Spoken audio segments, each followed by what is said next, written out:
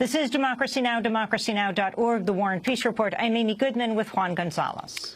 Well, Alabama has become the 37th state to allow same-sex marriage after the U.S. Supreme Court rejected the state's bid to block the unions.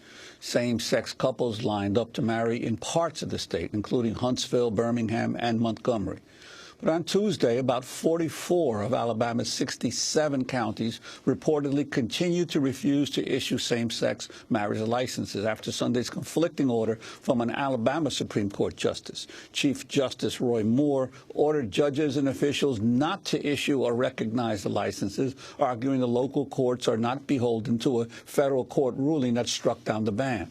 Moore is the same judge who refused to remove the Ten Commandments monument from in front of a judicial building in the early 2000s, a showdown he eventually lost. Now a federal judge has set a hearing that could determine whether resistant local probate judges must grant the licenses. The group Human Rights Campaign has issued a statement saying, quote, "We urge Alabama's political leadership not to stand on the wrong side of history. It's time for all LGBT Alabamians to have the opportunity to exercise their constitutional right to marry the person they love."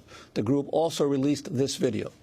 I've seen the needle move since I've been here, but it's hard work. You're going to get beat up upon, you're going to be in the minority, but we can make true progress. Do I see it in the future happening? Yes, I could. There is a vibrant gay community in the state of Alabama, and there's a lot of really, really good people. It's a family values state, and when I say family values, I don't mean what it used to mean, anti-gay. I mean that people love their families. That was part of a video released by Human Rights Campaign Alabama. While marriage equality advocates have welcomed recent developments in the historically conservative state, they warn much work remains to be done. Alabama is one of the 30 states where it's still legal for an employer to fire LGBT employees. For more, we go to Montgomery, Alabama, where we're joined by Tori and Shante Wolfe-Sisson. On Monday, they made history by becoming the first same-sex couple to marry in Montgomery. Tori's field organizer for Human Rights Campaign Alabama. This is part of the vows she read during her wedding to Shante. The beat of your heart enumerates reasons for being, while the strength of your soul waters our seeds. You are tangible, serpentine fire, goddess, queen. Bear of peace, the last face I hope to see before I depart from this realm. And the touch I know will awake my slumber, may it be yours. I do promise to be committed and true. And all that you need from me, I will be always and forever yours. Tori and Shante Wolfe-Sisson join us now in Montgomery. Congratulations on your wedding. Welcome to Democracy Now! How does it feel to make history? It feels like we need a nap. So talk about your decision to get married, when you did, where you did. Actually, this same month, a year ago, we eloped and had a spiritual ceremony, and we said that we wouldn't go anywhere else because we work here, we pay our taxes here, and we're not going to go to another state just to come back and our union not be recognized. We've had several people tell us, well, just go to New York or just go somewhere else. But no, we had faith that Alabama would move in a positive direction, and it has. And Tori, the controversial decision by Judge Moore, basically creating a showdown now between the federal courts and the Alabama courts? Well, it's not a decision. He made a statement, and what he's asking of people, it sounds like it's illegal. So... What do you say to the judges, since he made his statement about not performing these ceremonies? What are your feelings, Tori? You also happen to be the field organizer for the Human Rights Campaign in Alabama. I do. It's really hard to say anything about his statements, aside from that it sounds like he's standing in the way of justice and progress in Alabama, and we need to stop that legacy of officials doing that in this state. Can you talk about how you met and how you came to decide to be married even before it was legal in Alabama?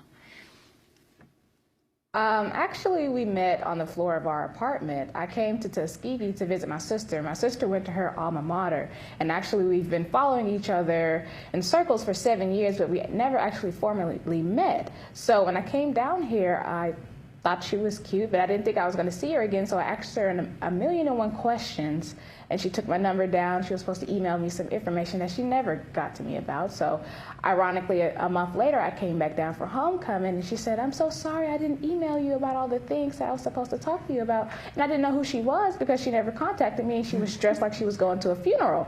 So I was just like, well okay, that's fine. So we ended up talking, and we hit it off, and once again, I left her. And that next morning, that Sunday morning, she sent me a text message finally, and she was like, "I hope you enjoyed your Tuskegee homecoming 2013. And I was like, "Who is this?" And she got upset with me, and she was like, "This is Tori." And she asked me if she could kidnap me, which really meant could she take me on a date, and she was late to our first date, but obviously she made up for it because we're here talking to you guys now. And Tori, could you talk about the long battle to achieve marriage equality in Alabama? What some of the steps have been over the last few years of those seeking to gain equality?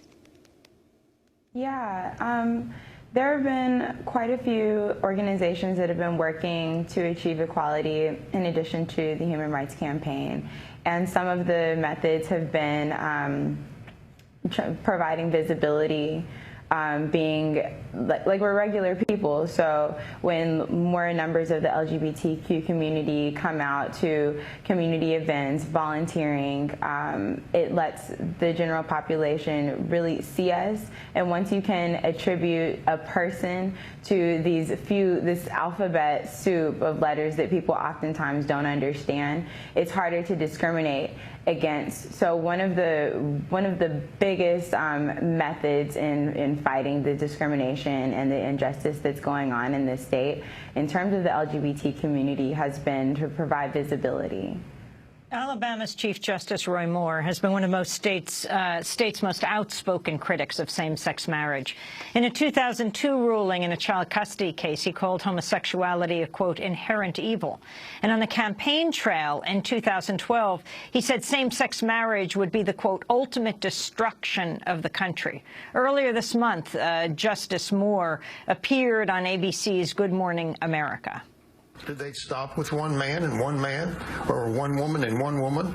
Or did they go to multiple marriages? Or did they go marriages between men and their daughters, or women and their sons? Also recently told the Associated Press, quote, 81% of the voters adopted the Alabama Sanctity of Marriage Amendment in the Alabama Constitution. I think they want leaders that will stand up against an unlawful intrusion of their sovereignty, and that's what we're seeing, he said. Tori Wolfe-Sisson, if you could respond.